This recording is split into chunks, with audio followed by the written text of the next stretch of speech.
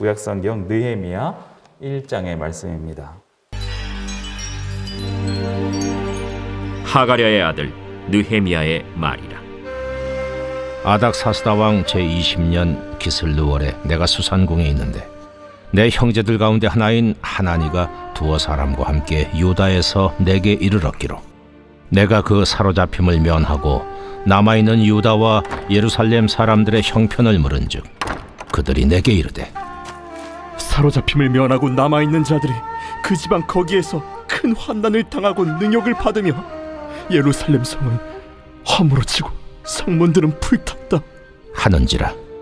내가 이 말을 듣고 앉아서 울고 수일 동안 슬퍼하며 하늘의 하나님 앞에 금식하며 기도하여 이르되 하늘의 하나님 여호와 크고 두려우신 하나님이여 주를 사랑하고 주의 계명을 지키는 자에게 언약을 지키시며 긍휼을 베푸시는 주여 간구하나이다.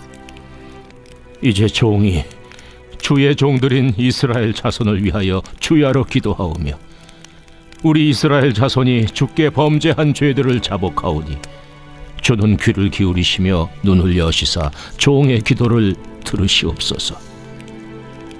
나와 내 아버지의 집이 범죄하여 주를 향하여 크게 악을 행하여 주께서 주의 종 모세에게 명령하신 계명과 율례와 규례를 지키지 아니하였나이다.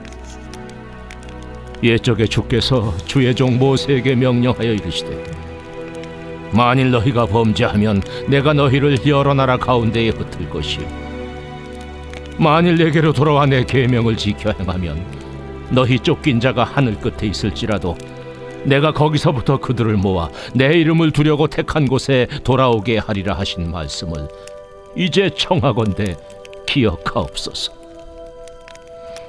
이들은 주께서 일찍이 큰 권능과 강한 손으로 구속하신 주의 종들이요 주의 백성이니이다. 주여 구하오니 귀를 기울이사 종의 기도와 주의 이름을 경외하기를 기뻐하는 종들의 기도를 들으시고 오늘 종이 형통하여 이 사람 앞에서 은혜를 입게 하옵소서 하였나니 그때에 내가 왕의 술관원이 되었느니라.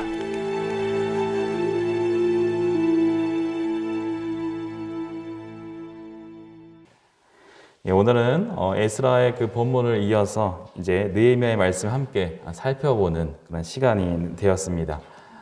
먼저 느헤미야는 이스라엘의 포로 후기 시기에 유다의 총독으로 부임해서 폐허로 남아있었던 그 예루살렘을 다시 재건하였던 인물입니다. 그는 무너진 예루살렘 성벽을 다시 쌓고 성문과 빗장을 다시 달아서 백성들이 살 그 터전을 마련했던 그런 인물이죠. 그가 그 일을 감당할 수 있었던 이유가 무엇이었는지 그 배경이 되는 본문이 바로 오늘 1장이라 할 수 있습니다. 우리의 삶도 그와 같이 인생에서 겪게 될 그런 문제 앞에서 무엇이 가장 그 문제를 해결할 수 있는 방법인지 깨닫는 시간이 되기를 바랍니다. 먼저 본문에서 등장하는 느헤미야에는 페르시아 왕궁의 술관원이었습니다. 술관원은 당시의 그 고대 근동 지역 국가에서 왕의 신임을 받고 있었던 고위 관직 중에 하나라고 할 수 있습니다. 왕의 측근으로 막강한 권력을 가지고 있었던 사람이었던 것입니다. 느헤미야가 어떻게 그 위치까지 오르게 되었는지는 본문에서는 나오지는 않습니다. 하지만 이 느헤미야의 등장은 하나님의 섭리 중에 하나였습니다.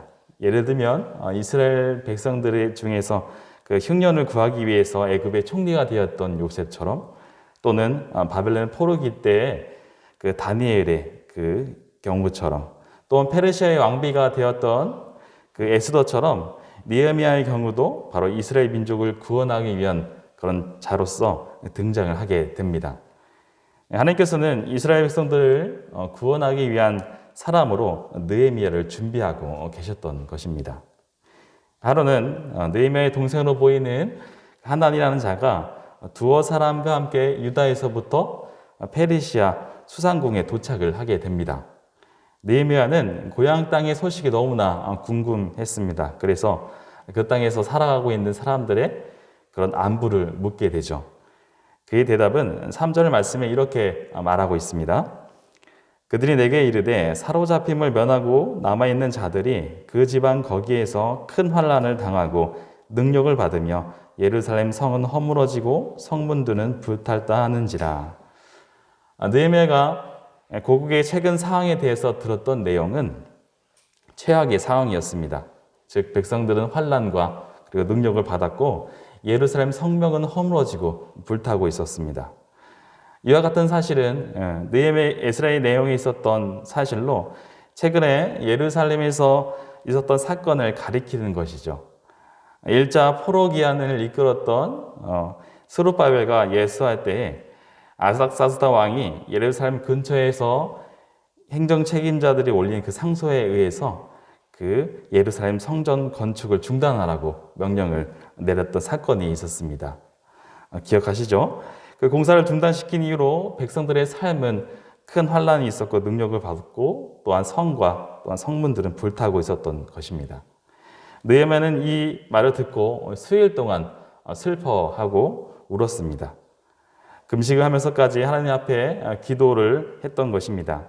거기로부터 들려오는 그 비참한 소식, 느헤미야를 불러 일하게 하려는 그 하나님의 음성이었던 것을 우리는 또 생각할 필요가 있습니다. 예루살렘에 대한 황폐함에 대한 소식은 느헤미야의 마음이 아프도록 움직였던 것입니다. 그리하여 느헤미야의 기도가 시작이 됩니다. 오늘 본문의 말씀 4절에서 바로 11절까지가 바로 느헤미야의 기도에 대한 내용을 다루고 있습니다. 느헤미야는 고국에 대한 소식을 전해 듣고 땅에 털썩 주저앉아 울기 시작했습니다. 그런데 느헤미야는 신앙의 사람이었던 것을 우리는 기억할 필요가 있습니다. 그는 슬퍼만 하지 않았습니다. 슬픔에 잠겨 있었던 것이 아니라 그 슬픔과 그 아픔을 하나님 앞에 다시 내어놓고 그리고 주님께 금식 기도로 시작을 했던 것입니다. 4절의 말씀이죠. 내가 이 말을 듣고 앉아 울고 수일 동안 슬퍼하며 하늘의 하나님 앞에 금식하며 기도하여 라고 말하고 있습니다. 느헤미야가 금식하면서 기도를 했다는 것은 절박한 심정으로 하나님께 응답과 도움을 간구했다는 뜻입니다. 또 한 가지 금식 기도를 했다는 것은 오직 이 문제는 하나님께서만 이 문제를 해결할 수 있다는 것, 그것에 소망을 두었다는 뜻입니다. 이 문제를 해결하실 분은 오직 하나님 한 분뿐이라는 것입니다. 그렇게 금식 기도를 시작하였던 것입니다. 느헤미야는 기도의 사람이었습니다. 느헤미야는 하나님을 부르고 그리고 이스라엘 죄를 회개하며 중보하고 하나님께서 이스라엘 백성들을 기억하셔서 구원해 줄 것을 또 자신을 그 구원의 도구로 사용해 줄 것을 기도하며 간구를 드렸습니다. 이 동족을 위한 이 느헤미야의 끊임없는 이 중보의 기도는 죄의 고백으로부터 시작하죠. 이스라엘 백성들은 하나님께서 모세를 통하여 명령한 율법과 계명들을 율례들을 지키지 않았음을 고백을 합니다. 6절에서 7절 말씀에 이렇게 말합니다. 이제 종이 주의 종들인 이스라엘 자손을 위하여 주야로 기도하오며 우리 이스라엘 자손이 주께 범죄한 죄들을 자복하오니 주는 귀를 기울이시며 눈을 여시사 종의 기도를 들으시옵소서. 나와 내 아버지 집이 범죄하여 주를 향하여 크게 악을 행하여 주께서 주의 종 모세에게 명령하신 계명과 율례와 규례를 지키지 아니하였나이다 라고 말합니다. 느헤미야는 동족의 범죄를 자신의 죄로 여겼습니다. 그리고 내 죄로소이다 라고 고백을 하였습니다. 나와 내 아버지 집이 범죄해왔다고 고백을 하는 것이죠. 그리고 만일 우리가 자기의 죄를 고백하면 그 죄를 용서해주고 구원해 주시는 그 은혜로운 하나님을 믿고 있었던 것입니다. 하나님께서는 이스라엘이 죄를 지으면 그들을 세계의 여러 나라에 흩어버리겠다고 말씀을 하셨습니다. 이스라엘은 하나님의 말씀과 그 명령을 거역함으로 세계 여러 나라로 잡혀가 고난을 당했습니다. 그런데 느헤미야는 하나님의 약속의 말씀을 다시 한번 기억하고 있었습니다. 9절에 말씀하셨던 것처럼 하나님은 이스라엘이 돌아와서 주의 계명을 지키고 그리고 실천하면은 그들을 다시 내 이름을 두려고 택한 곳으로 돌아오게 해주겠다고 말씀을 했다는 것을 기억하고 그 약속의 그 말씀을 하나님께서 기억해 줄 것을 호소하고 있었습니다. 이 기도의 내용 속에 내 이름을 두려고 택하는 그것은 바로 예루살렘이었던 것입니다. 그리고 10절의 말씀이 이렇게 말합니다. 이들은 주께서 일찍 큰 권능과 강한 손으로 구속하신 주의 종이요 주의 백성이니이다. 느헤미야는 더 나아가서 이 출애굽을 다시 한번 연상시켜주고 있습니다. 하나님께서는 이집트에서 노예로 고통받던 이 이스라엘 백성들을 큰 권능과 강한 손으로 이끌어주셨던 다시 그래서 가나안 땅으로 돌아오게 하였던 그 사건을 기억하며 소망을 품습니다. 느헤미야는 바로 소망을 가지고 있었습니다. 그 소망은 오직 구원의 하나님이 이스라엘 자손과 맺은 약속을 잊지 않고 기억하시고 계실 것이라는 것을 뜻하는 것입니다. 그런데 느헤미야는 혼자 기도한 것이 아니었습니다. 11절의 상반절의 말씀에 보면 이렇게 말하고 있죠. 주여 그하오니 귀를 기울이사 종의 기도와 주의 이름을 경외하기를 기뻐하는 종들의 기도를 들으시고 라고 말하고 있습니다. 느헤미야는 하나님을 경외하는 이들과 함께 기도를 함께 시작했던 것입니다. 모두 마음을 모아서 오직 기도에 힘쓰고 있었습니다. 기도 외에는 다른 방법이 없었기 때문이죠. 인간적인 생각을 볼 때 페르시아 왕이 중지시킨 그 예루살렘 재건 공사를 다시 이 신하가 번복시킨다는 것은 불가능한 일이었습니다. 느헤미야는 그 때문에 자기의 동족의 죄를 회개하고 자신도 금식하며 기도할 뿐만 아니라 신앙의 그 동역자들, 이 동지들과 함께 힘을 모아서 기도를 하였습니다. 어려운 문제는 오직 하나님 앞에 내어놓았다는 것을 우리는 알 수 있습니다. 그게 유일한 방법이었던 것이죠. 그리고 혼자 기도했던 것이 아니라 내 주변의 성도, 사람들과 함께 기도를 했다는 것입니다. 그렇게 느헤미야가 중보 기도를 할 수 있었던 유일한 근거는 또한 하나님의 언약에 근거하고 있습니다. 언약을 지키시며 그리고 긍휼을 베푸시는 주, 그 믿음밖에 없었습니다. 우리는 그 느헤미야의 믿음의 기도를 우리가 본받아야 합니다. 그 느헤미야의 기도의 자리에 우리도 함께 있어야 합니다. 하나님께서는 약속하신 말씀을 반드시 지키실 분이라는 것을 우리는 기억할 필요가 있습니다. 예수님께서 말씀하셨듯이 너희가 기도할 때에 무엇이든지 믿고 구하는 것은 다 받으리라 라고 말씀을 하셨습니다. 또한 요한 1서 5장 14절의 말씀에는 그를 향하여 우리가 가진 바 담대한 것이 이것이니 그의 뜻대로 무엇을 구하면 들으시리라 라고 기록하고 있습니다. 오늘 우리의 기도도 느헤미야와 같은 그런 기도의 자리에 나아가시길 바랍니다. 말씀하신 바를 반드시 이루시는 그 하나님의 그 약속하신 말씀을 의지하시기를 바랍니다.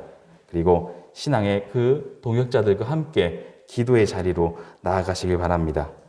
마치 예수다가 사생 결단을 하고 기도를 했던 것처럼 이 어려움의 문제들을 오직 하나님 앞에 내려놓았던 것처럼 우리 삶 가운데 우리 앞에 닥쳐오는 환난과 그 모든 문제들을 기도로서 해결하시기를 원합니다. 그러면 언약을 지키시며 긍휼을 베푸시는 그 하나님께서 그 문제들을 해결해 주실 것입니다. 오늘도 그 믿음으로 이 기도를 하시는 우리 성도들이 되시길 바랍니다. 함께 기도하도록 하겠습니다. 사랑과 은혜가 많으신 아버지 감사합니다. 오늘의 말씀처럼 느헤미야는 이 예루살렘에서 닥쳐오는 환난과 모든 역경들을 기도로서 먼저 무릎 꿇고 금식하며 하나님께 나아갔습니다. 또 혼자 기도하는 것이 아니라 자신의 옆에 있었던 그 신앙의 동역자들과 함께 기도를 하였습니다. 또 하나님의 약속의 말씀을 의지하여 하나님께서 반드시 이스라엘 백성들을 회복시키실 것이라는 그 말씀을 붙들며 기도를 하였습니다. 우리도 삶에 찾아오는 그 역경과 고난과 환난이 있을 때마다 주님께 무릎 꿇는 성도를 될 수 있도록 하여 주시옵소서. 또한 내 주변의 사람들과 부탁을 하여 함께 합심으로 기도하는 자들이 되기 원합니다. 그래야 할 때 우리 삶의 문제들과 모든 것들을 하나님께서 책임져 주실 줄 믿습니다.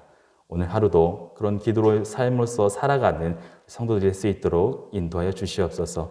오늘 하루도 온전히 주님께 맡겨드리오며 살아계신 예수 그리스도의 이름으로 기도드립니다. 아멘.